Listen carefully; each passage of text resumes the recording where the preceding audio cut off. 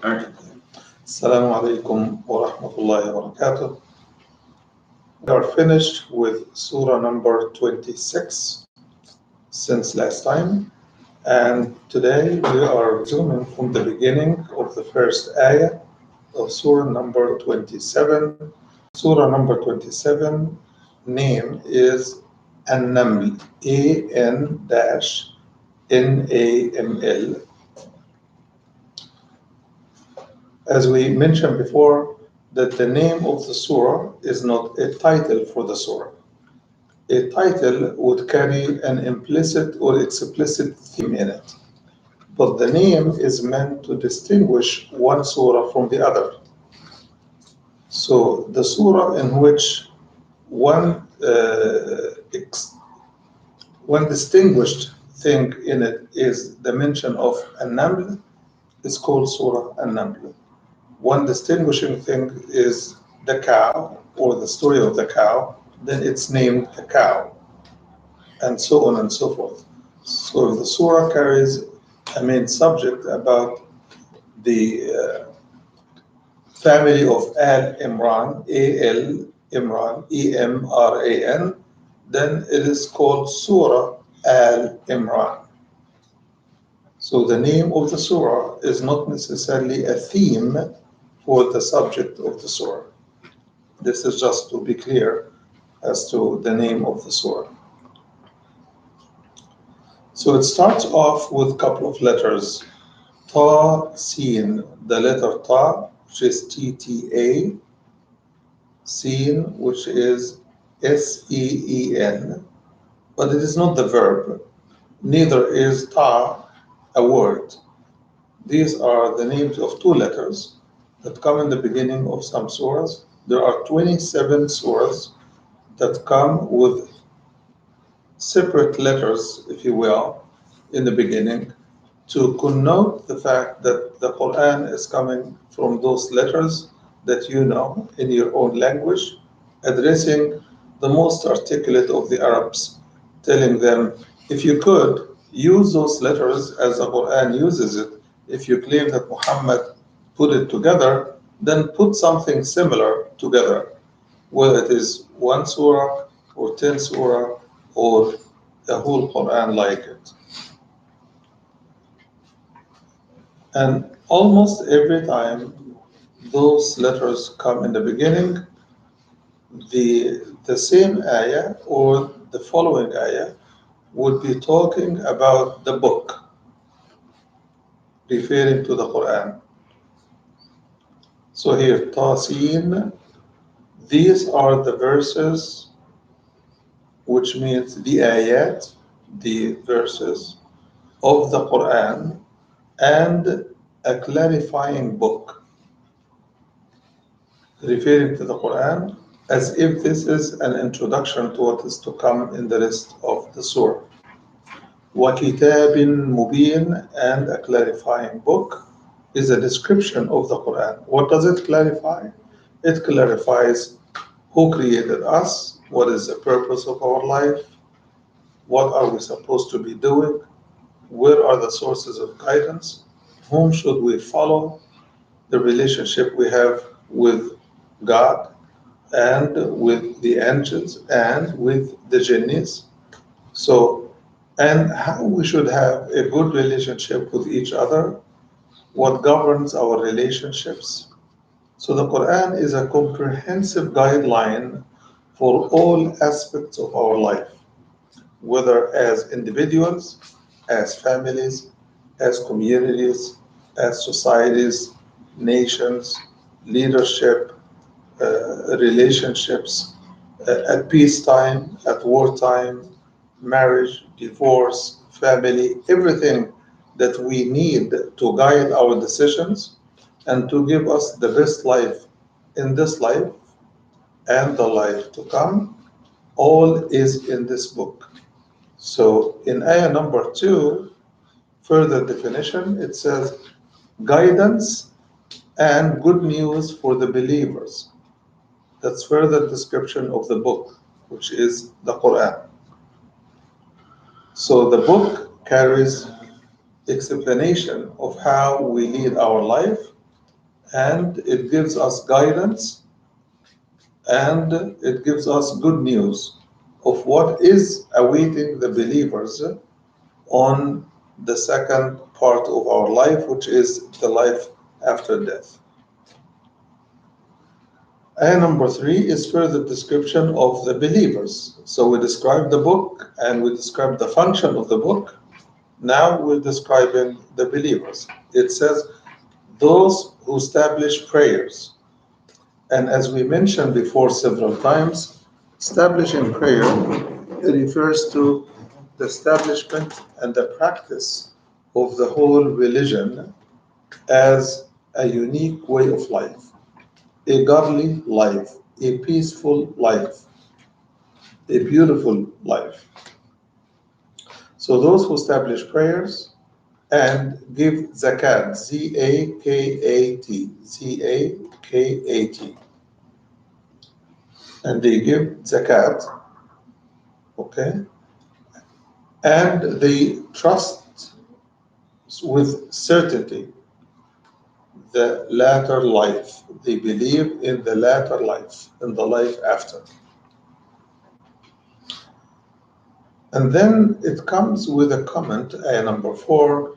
It says, those who do not believe in the latter life, we have made their actions beautiful in their eyes, and they are deprived of the forward view, meaning they don't see their interest.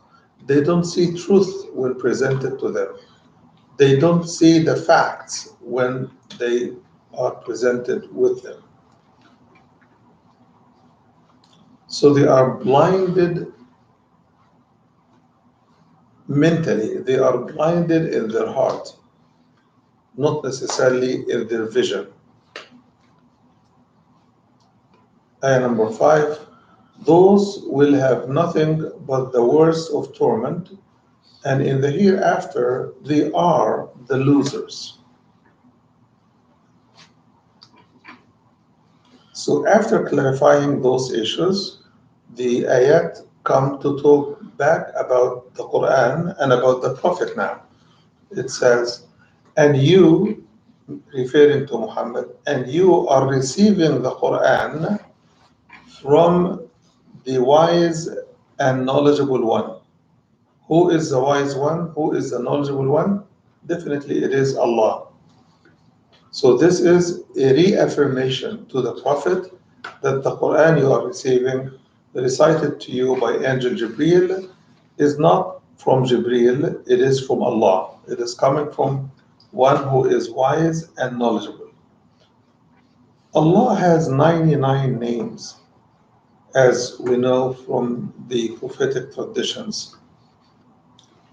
So why does the Quran use certain names at certain junctures? Like here, it's using the description of Allah, the names and descriptive names chosen here are Hakim, wise, Alim, which means the knowledgeable one. Because the Quran carries commands from Allah and carries judgments and carries promises.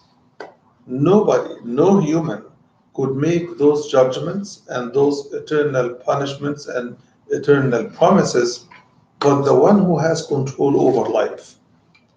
And all what he gives of guidance, of ruling, or judgment in this life or in the hereafter, they are all based on divine wisdom and divine knowledge, which are unmatched. Nobody could match Allah's wisdom or knowledge.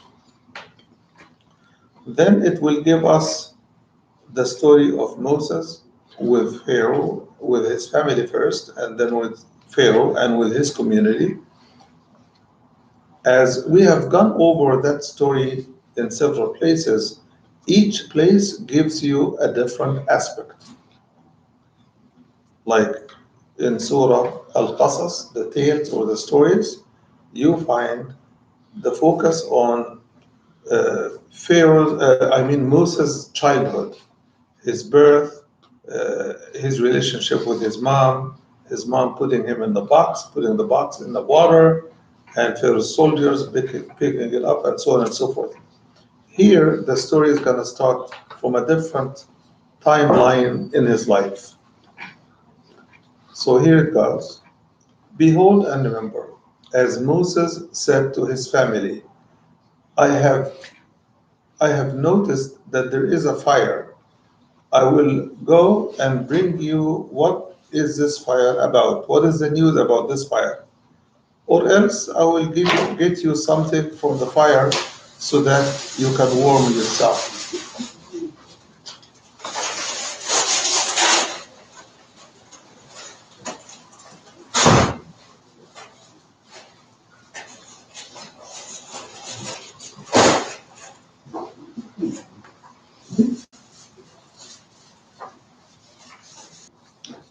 Behold and remember, as Moses told his family, I have noticed a fire thereof, which means in a distance. I will go and come back to you with the news about the fire, its background, who's out there, whatever news that's around the fire. Or else I will bring you something of burning stuff so that you can warm yourself. When he came, next ayah, number 8, when he reached to the fire, he was cold. And the caller told him, blessed is he who is in the fire and those around the fire. And all praise and glory belongs to Allah, the Lord of the worlds. O Moses, I am Allah. I am the mighty and wise one. And throw your stick. When he saw his stick shaking as if it is a serpent, he ran away and he did not talk.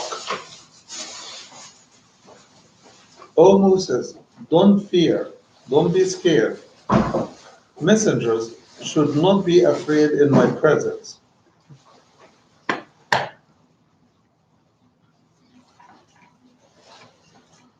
Except for the ones who commit wrongdoing and then they do good right after, then I am oft forgiving, oft merciful. And enter your hand into your bosom. Enter your hand into your bosom. And it will come out clear without any blemish of any residuals of anything bad, and it will be white.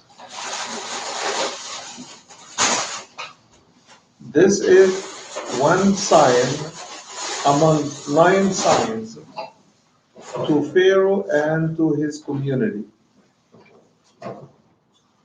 since they have been rebellious and disobedient community. When our signs came to them very obvious and clear, they said, this is clear magic. And they denied it, despite the fact they were certain in their heart of hearts, unjustly doing that, and in arrogance. So look at the fate of those who were corrupting. They were corrupting belief, they were corrupting religion, they were corrupting society, they were manipulating each other. So there was a lot of corruption in the Pharaoh regime. This part is the part about Moses describing what happened after he reached a different place with his family, and they were away from Pharaoh at that time, and he got those revelations, and Allah was telling in this part the relationship between the faith itself, Moses, his family, and the first encounter between Moses and Allah when Allah called him to the fire and he went to the fire and Allah told him, I am your Lord, I am the mighty one, I am the merciful one, and the ayat that we just covered. Then it will move to a different story from the life of David and Solomon. David is a young man who fought alongside the children of Israel under the leadership of a king that was appointed by God, and he killed Goliath, and they entered the city of Jerusalem. David is the father of Solomon. When Solomon inherited David, Solomon became the prophet after David. They both were prophets at the same time for some period, but David was the father and Solomon was the son. So Allah is saying, and most certainly we have provided David and Solomon knowledge. And they both said, all gratitude and praise are due to Allah, the one who has favored us over a lot of his righteous believing servants. This statement means they were favored with knowledge. They were favored with the knowledge of Islam, the knowledge of truth.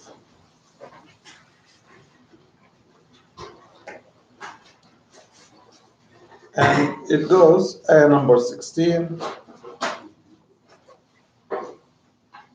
and Solomon inherited David, which means after David passed away, Solomon inherited. We know that prophets do not leave wealth and money and housing and properties for their children. In the hadith of the Prophet, he says, we messengers do not leave wealth for our children. What we leave is a charity. Whatever they leave of material wealth, it goes to charity. But what we leave, he says, is knowledge, and he who takes from this knowledge, he takes it in abundance, which means that what prophets leave behind them is prophethood, knowledge, guidance, and guidelines from Allah to lead their lives. So what Solomon inherited from David is not material wealth, it is not a kingdom, it is the inheritance of prophets, which is prophethood. This is what he inherited. And the ayah itself and the following ayah will explain what it means. And Solomon said, O people, we have been taught the language of the birds, and we have been given knowledge of everything, of everything, some knowledge and power. This is indeed the favoring of Allah that is very obvious and clear. And the ayat will explain what exactly they did have. And for Solomon, all types of soldiers were ushered unto his presence, from jinnis, humans, and birds. So they are being ushered to come and stand before Solomon like soldiers, meaning he orders and they follow. Until they came on the valley of the ants. Here is the ants mentioned. And an ant of this community of ants said, O you ants, enter into your housing. Let not Solomon crush you with his soldiers without knowing what they are doing. As if this leading ant communicating to the rest of the ant community has a leadership position, or she was the guard around the housing or the kingdom of ant.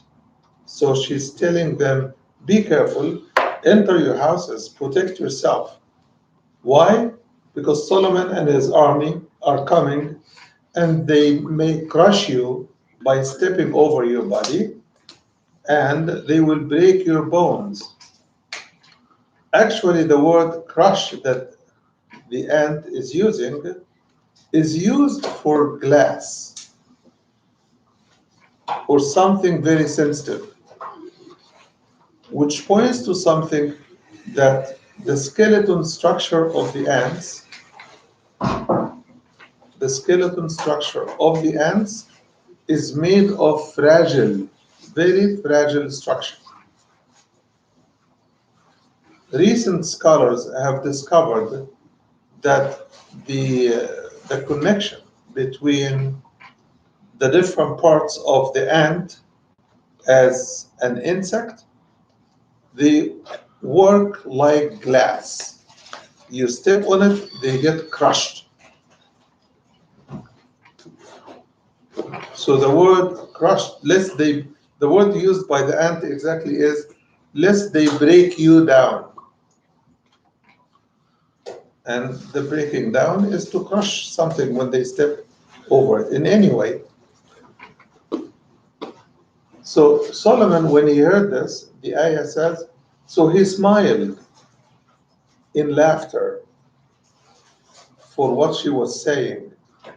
And he said, O my Lord, inspire me to be grateful to you for your bounty upon me, that you have favored me, blessed me, and blessed my parents, and inspire me to do what is righteous that pleases you, and enter me with your mercy in the fold of your righteous servants, a prophet, a king, who has taught the language of different communities of creatures, animals, birds, ants, everything, jinns, and humans, of course, right? And he has a lot of power to control what happens in his kingdom. And his kingdom extended all over the globe. He was not a king of a town, he was a king all over every place. Imagine if he has control over jinns, and jinns could move from one part of the globe to the second part in few seconds, just a snap, yes. So he has a lot of power.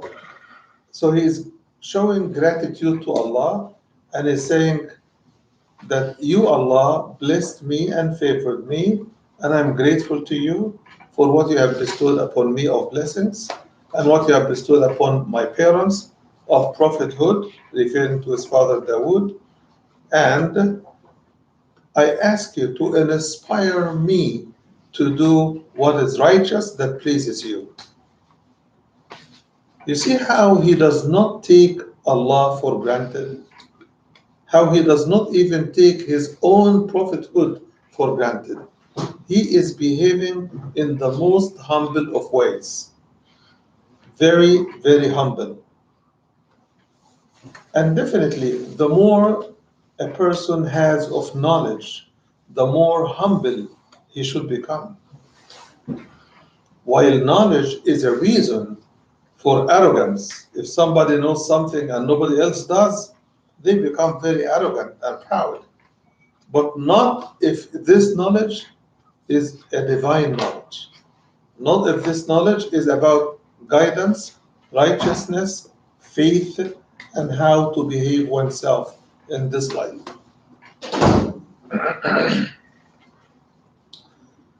So he examined ayah number 20 and he checked on the birds. And let me get this for you here just a second. And he said, "Where is the hoopoe? I don't see him. Is he absent? I will put him to severe torment, or else I would slaughter him, or else he must bring me clear authority as to how come he is absent when everybody was called to be before me." Do you know why?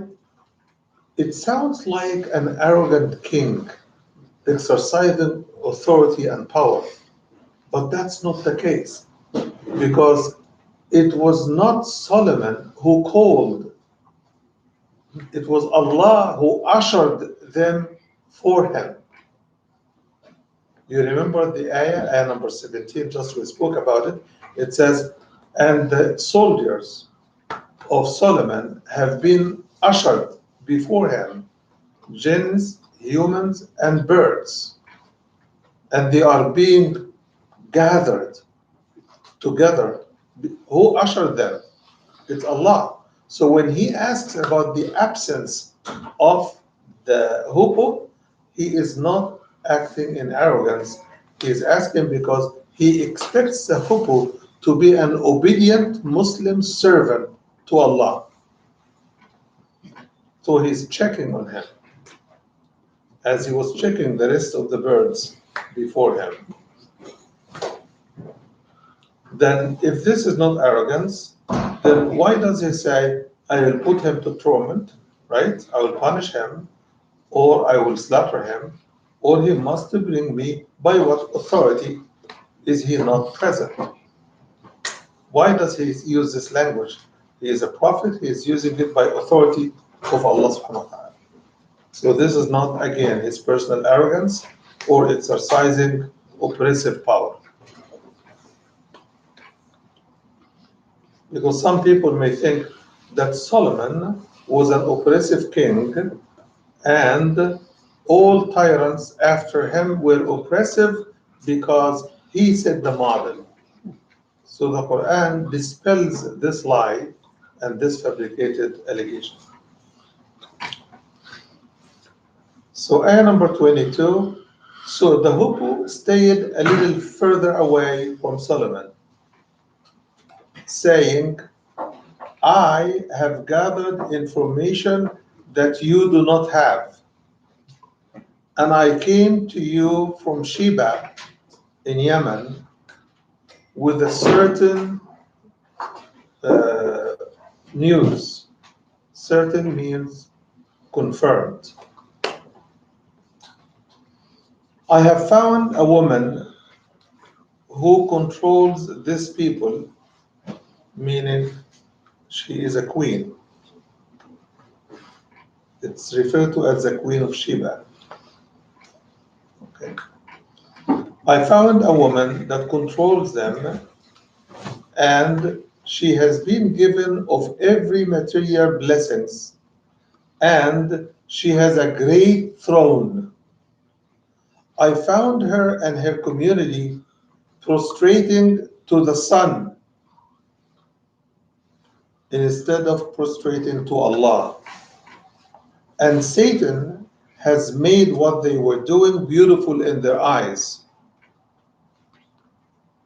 and he turned them away, so they are not receiving guidance, and they are not following guidance." So what is the hoopoe saying, and what does this make him?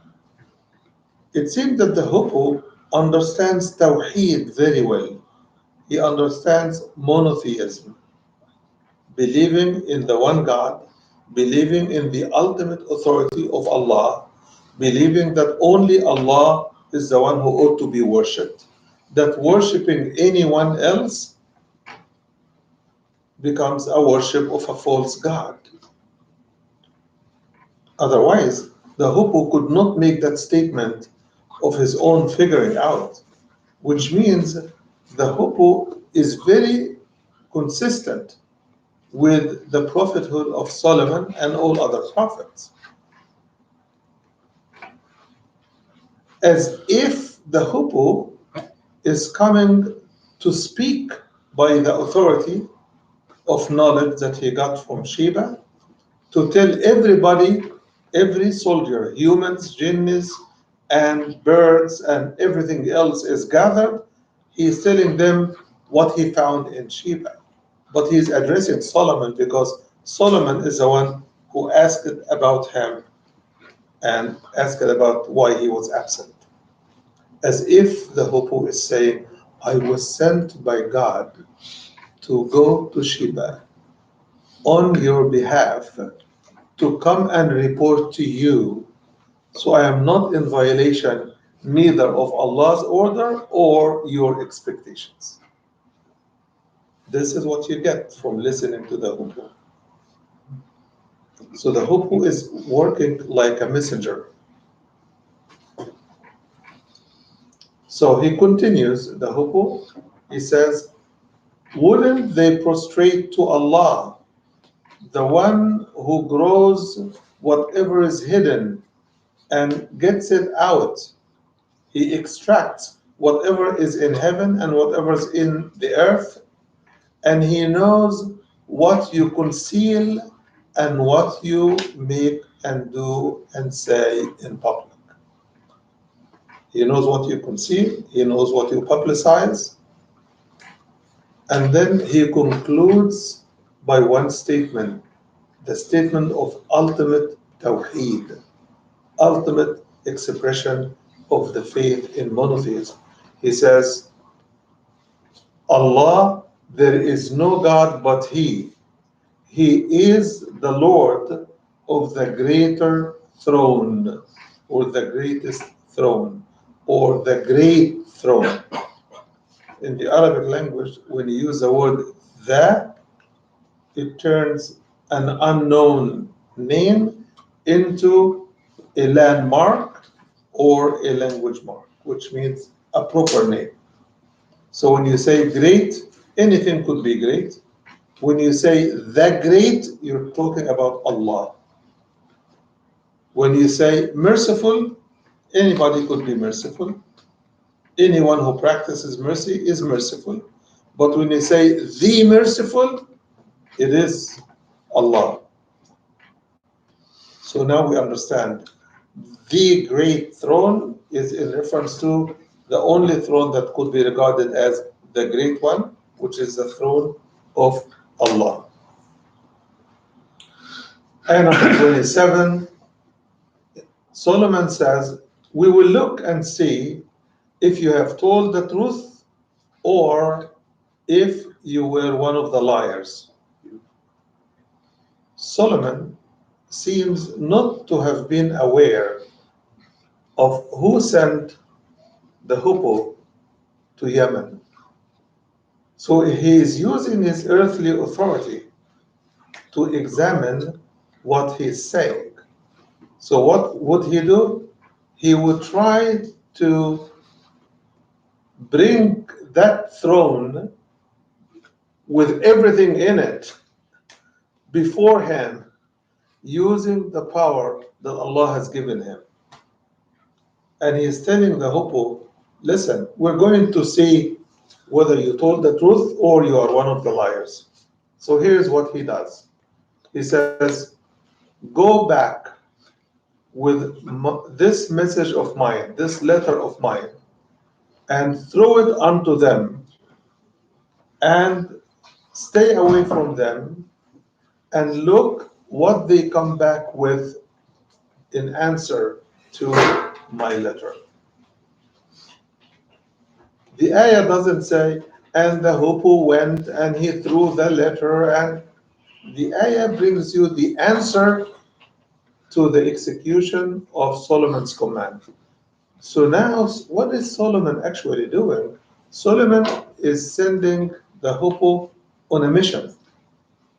And in that mission, he is testing how obedient the hoopoe would be, and he is also testing the information he has told.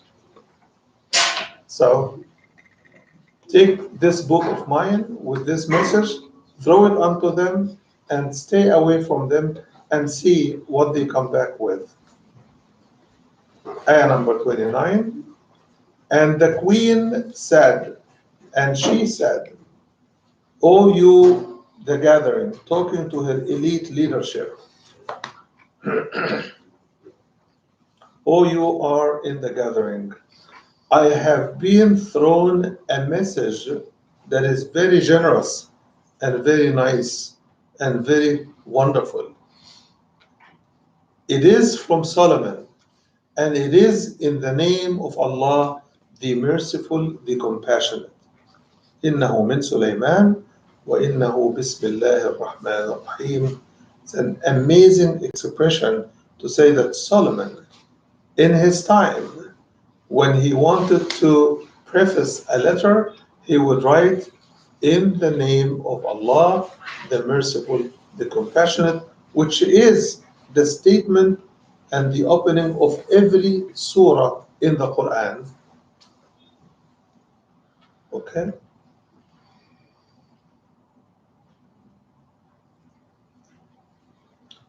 Uh, and here it goes. What is in the message? Don't act in arrogance, the message says, and come to me, all of you, in submission. Following ayah 32, she said, O my leadership, give me your edict, give me your ruling, give me your opinion, give me your judgment. The word she used is give me your fatwa, Fatwa, which is judgment or ruling. Give me your fatwa in my matter. As a queen, this is her responsibility. What to do? A king from far, but seemingly her presentation shows that Solomon was known and his power is known both to her and to her community, because she didn't make an introduction about Solomon. She said, this message is from Solomon, and nobody asks who is Solomon. And she doesn't explain. It means everybody knows him. Look at the response. O my gathering, my leaders, give me your judgment as to what should I do in this matter of mine, the problem I'm having. I was not going to make a decision until I hear you out, until I consult with you, until I hear your opinion, your feedback, your shahada, your response. In this, that queen is establishing a rule of governance, that even though she is a queen and she can order everybody to do whatever she wants, but she is consulting. So she is setting a rule that whether you are a king or a queen, consult your leadership. Don't just order your leadership. Likewise, we Muslims need to learn that any leadership needs to consult with each other and with the community in matters that will affect the community, whether in treasure or in limb or in blood. Any matter decided in any kingdom, in any country, in any nation, in any community, it has to be after consultation, especially if it affects the followers and the community members in treasure or in pain or limb or blood. So the Queen is teaching us. Look at a good leadership team that is listening to their Queen. They said, we are people of power and strength and might, and our might is so formidable, and the matter is up to you. So look, what do you want to command us? we will do it. Very cooperative, very obedient, very trusting of her judgment, which means those leaders must have followed her in her judgment before, and they developed a very high degree of confidence in her leadership. So they are not afraid to express their trust and opinion in a way of submission to her leadership and to follow her lead. So she gave them her feedback. She said, in normal situation, the general rule is kings, whenever they enter into a village, they pillage it, they destroy it, and they corrupt it.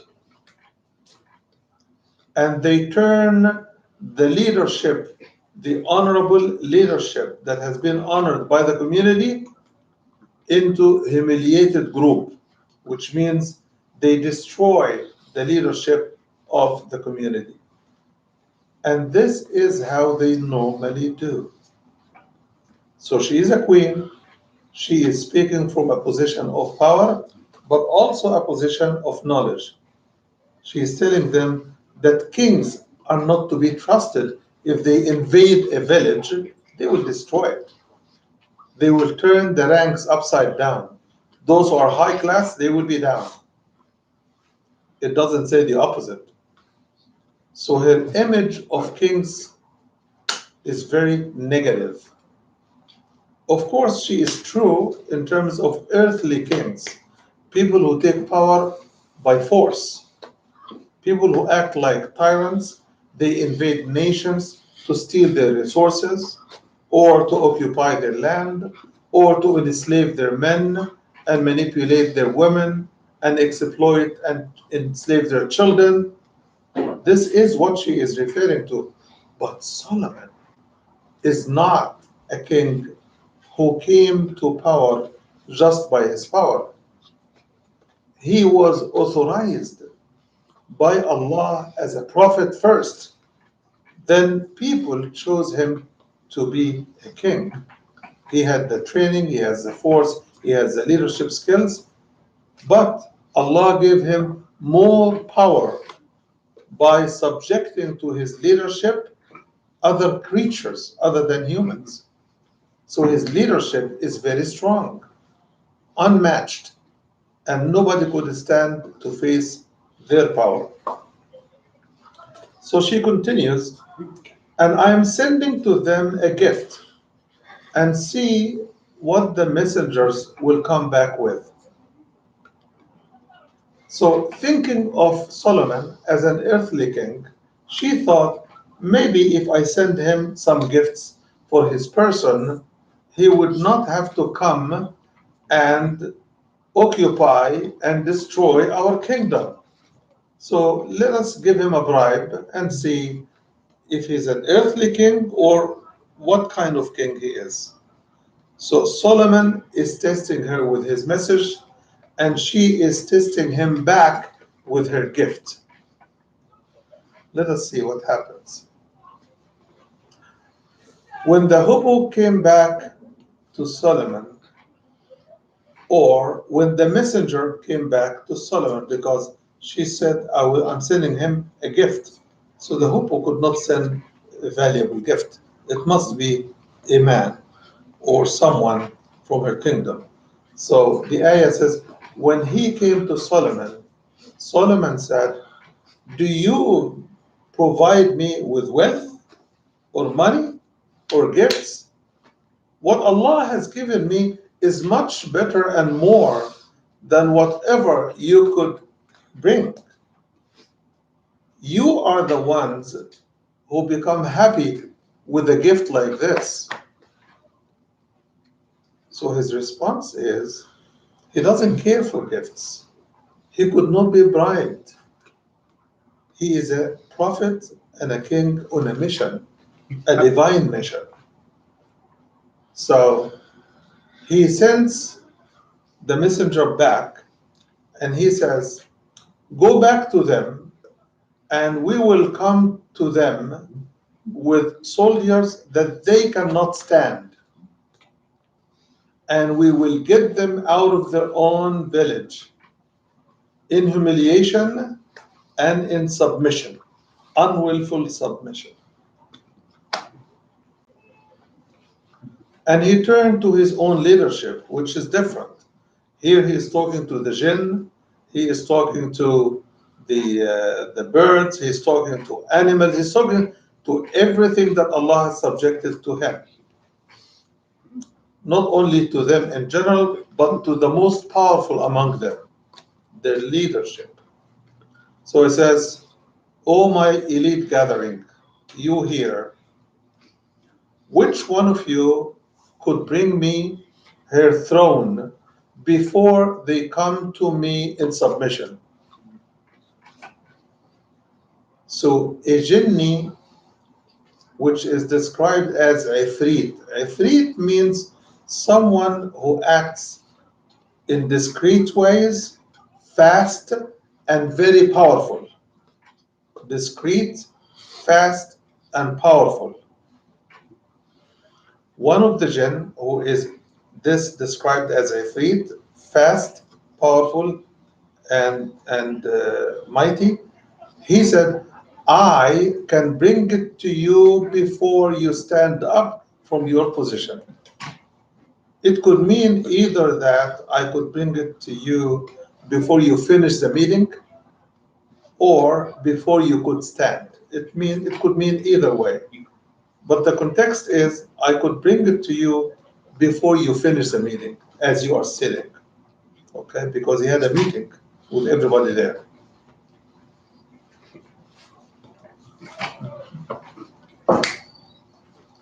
And I am so mighty and honest in terms of you trusting me to do that. Trust my might and trust my honesty and ability to deliver what I am promising. Then ayah number 40, it says, "But the one who has the knowledge of the book," 14 or 40? 40, 40. "The one who has the knowledge of the book said, I will bring it to you before you blink." Mind you, the throne was brought as he was talking. So the ayat don't say that, oh, he went, he brought it, and it came to before. No, it just happens. So the ayah continues, not another ayah, in the same sentence. It says, "And when Solomon saw the throne laid before him and stable, not shaky, not broken apart, it is intact." Somebody has a lot of divine gifted power to do that, to bring the throne from Yemen all the way to Jerusalem or to Palestine. So when Solomon saw it settled before him, he said, "This is what I refer to as the bounties and the favor of my Lord. This is part of the bounty of my Lord, so that he would test me if I would be grateful or I would deny him or deny his power." So in every turn that something unusual, miracle happens, Solomon refers it to Allah. When he heard the ant, he refers it to Allah. When he spoke to the hippo, he refers it to Allah. When he sees the throne brought before him by one of the most powerful jinns there was, he refers it to Allah as part of his bounties. Very amazing. And he continues, "He who shows gratitude, he is showing gratitude for his own best interest. And he who denies and disbelieves, my Lord is a stand-alone rich one who is very generous." This is ayah number 40, which is 40, and we'll stop here to start our next function. That is to share our condolence and show of support, love, and brotherhood to our brother Solomon, who lost his mom. May Allah subhanahu wa ta'ala bless her soul and bless her with his mercy and make her grave a piece of paradise. So whatever you have of plan or program, if I can ask your permission, because I do have another appointment right now and it takes me a few minutes to get back to the masjid, I would like to ask your permission and your permission if I could make my dua first,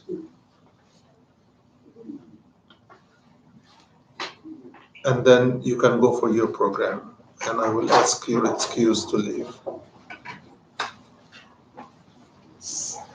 Sure. So, okay, let us make dua. I will make the dua, and you can just say Amen in your own ways. Okay? اللهم اغفر لها وارحمها وعافها واعف عنها وأكرم نزلها ووسع مدخلها واغسلها بالماء والثلج والبرد ونقها من الذنوب والخطايا كما ينقى الثوب الأبيض من الدنس. اللهم تجاوز عن سيئاتها وبارك لها في حسناتها. اللهم تقبل صلاتها وصيامها وقيامها وعملها الصالح. اللهم اجزها بالإحسان إحسانا وبالسوء عفوا وغفرانا. اللهم اخلفها خيرا في ذريتها وأهلها واخلفهم فيها خيرا. اللهم اجعلها مع النبيين والصديقين والشهداء والصالحين وحسن أولئك رفيقا. اللهم آمين آمين آمين. وصل اللهم وسلم وبارك على محمد وعلى آله وصحبه وسلم أجمعين. اللهم آمين. Our condolence go to you and to your family. May Allah subhanahu wa ta'ala bless you. I just want to say one word. Losing a mother, whether you are a child or a full-grown man or woman, is always the most painful experience one could have. What eases that pain is the fact that Allah has given children a special power to help their parents. When the Prophet, peace be upon him, says, when a child of Adam dies, nothing of his works continue to help him except one of three things. The first is a recurring, reproducing charity. What is recurrent? It is a charity that continues to be helpful, like a tree they planted, a charity they contributed to building a mosque, a well that they have dug or contributed to the digging of the well, and people are still drinking from that well. Whatever charitable work that they have done is counted for them. What else could be a charity? A great charity is the advice and admonishment they leave with people around them, especially their children. So when a child hears an advice from his or her parent and he practices it, it is a righteous, good advice, and they practice it, they are rewarded and their parents are rewarded in their grave.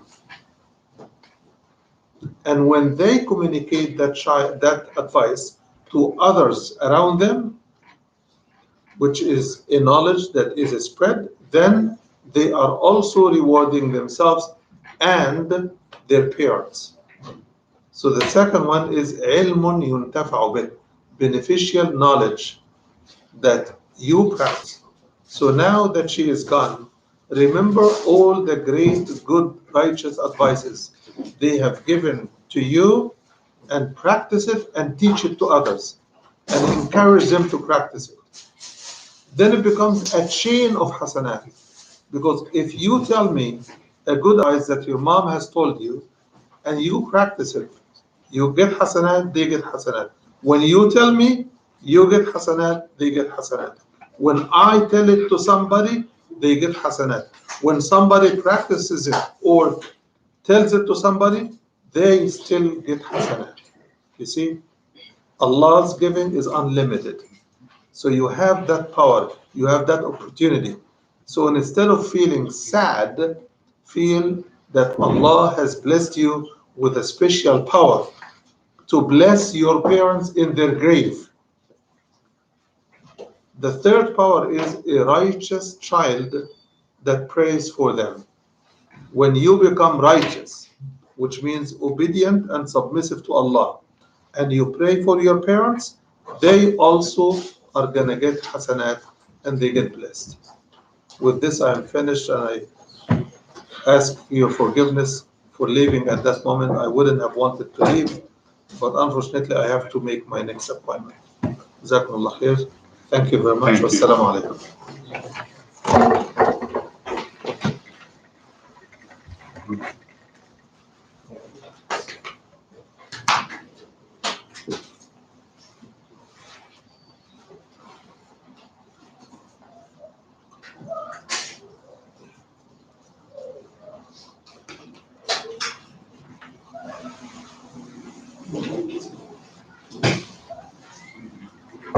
I don't know how to explain or say thank you enough for your job. When you say Jazakumullah khairan, which means may Allah reward you the best, this is all what anybody could have done. So there is no such a thing as I cannot thank you enough. You can. Say Jazakum, Jazakum, Allah khairan, Khayran. When you say Jazakumullah khairan, then that is more than enough. Jazakumullah. Thank you. Thank you. Assalamu alaikum. You may want to use this table next to this to get the stuff, or the opposite. I want to thank all of you for coming. Jazakumullah khair. May Allah subhanahu wa ta'ala bless you. Jazakumullah khair.